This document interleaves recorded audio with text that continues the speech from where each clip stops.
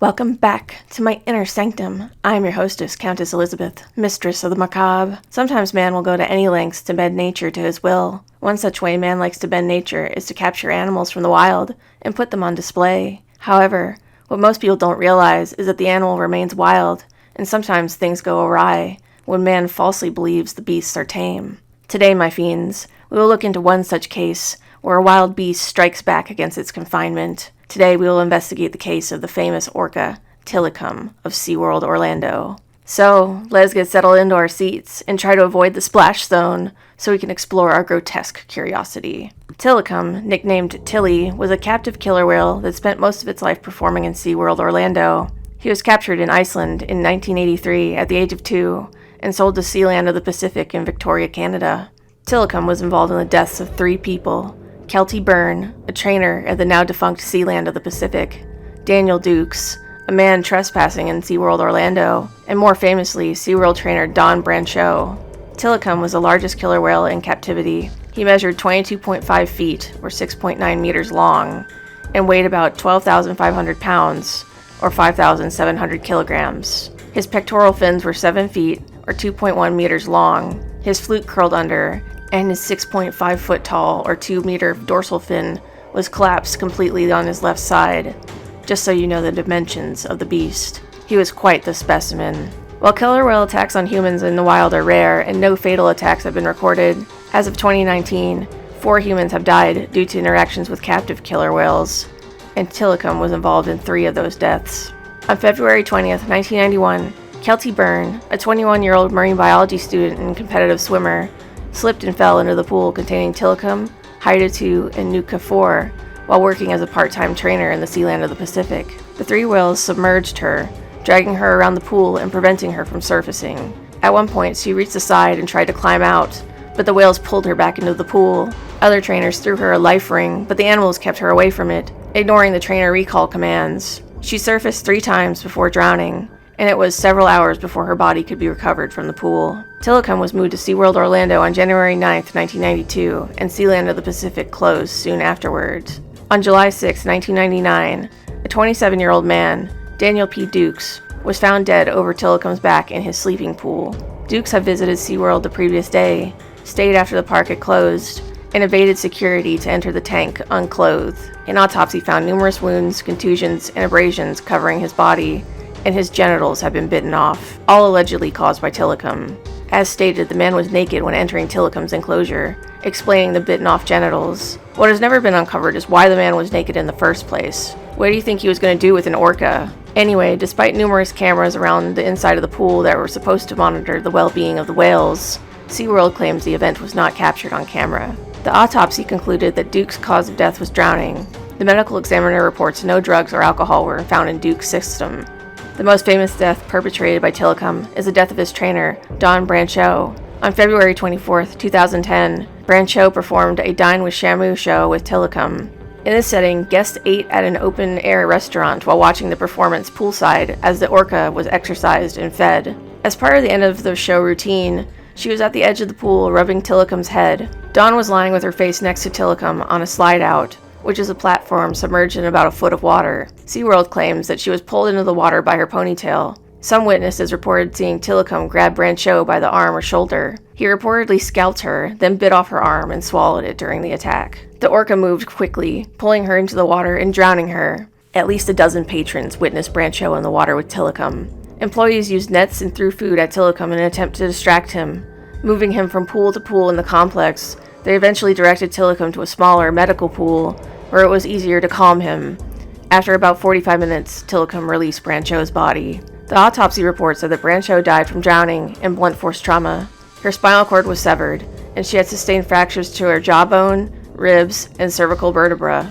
Her scalp was completely torn off her head, and her left elbow and left knee had been dislocated. There is reportedly footage of Dawn's death in the movie Blackfish, but I have not seen the documentary and could not find such footage online. I found footage of the moments right before Dawn's death, but it did not show any graphic details.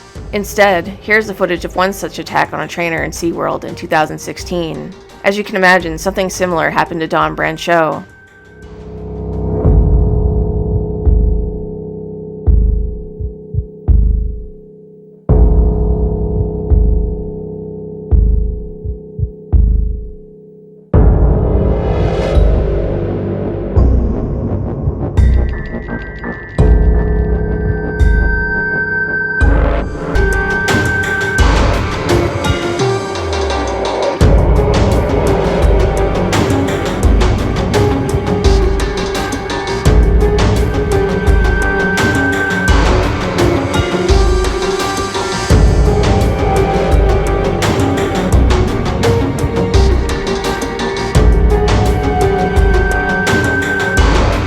This whale is not Tilikum, but a female whale named Kastaka. Despite how it looks, the trainer survived this attack. But as you can see, he is helpless to the whims of the orca. What amazes me in researching this case is that the deaths were mostly caused by drowning, and the whales don't just attack the victims, as you see how this orca is attacking the seal.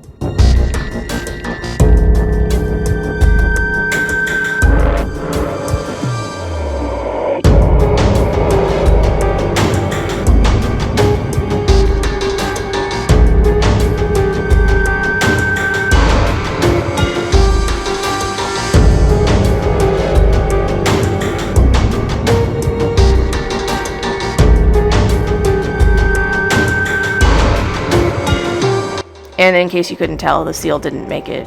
As it has been quite rare for orcas in the wild to attack humans, there's been a growing movement to get rid of captivity for orcas and other whales. Tilikum was heavily featured in CNN Films' 2013 documentary, Blackfish, which claims that killer whales in captivity suffer psychological damage and become unnaturally aggressive, which is why he was involved in the 3 deaths mentioned above. This is most likely true, as Tilikum had a difficult life as a performer. Early on in Tilikum's captivity, a trainer paired Tilikum with a pre-trained killer whale.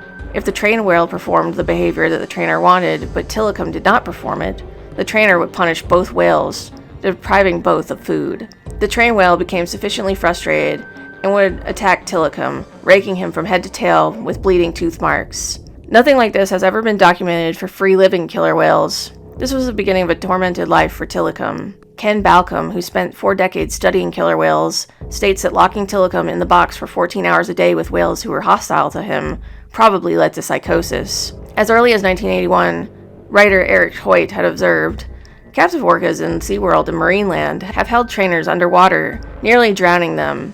There have been a number of bitings. These incidents generally occur after an individual whale has been held in captivity for several years. Due to a change in routine, and sometimes due to boredom, the whale suddenly becomes frustrated or disturbed. So most likely the whales try to drown people who enter their enclosure because they're bored. As far as we know, no wild orcas have ever killed a human. Wild orcas are astoundingly non-violent, both to one another and to humans, but captivity can cause violence among them.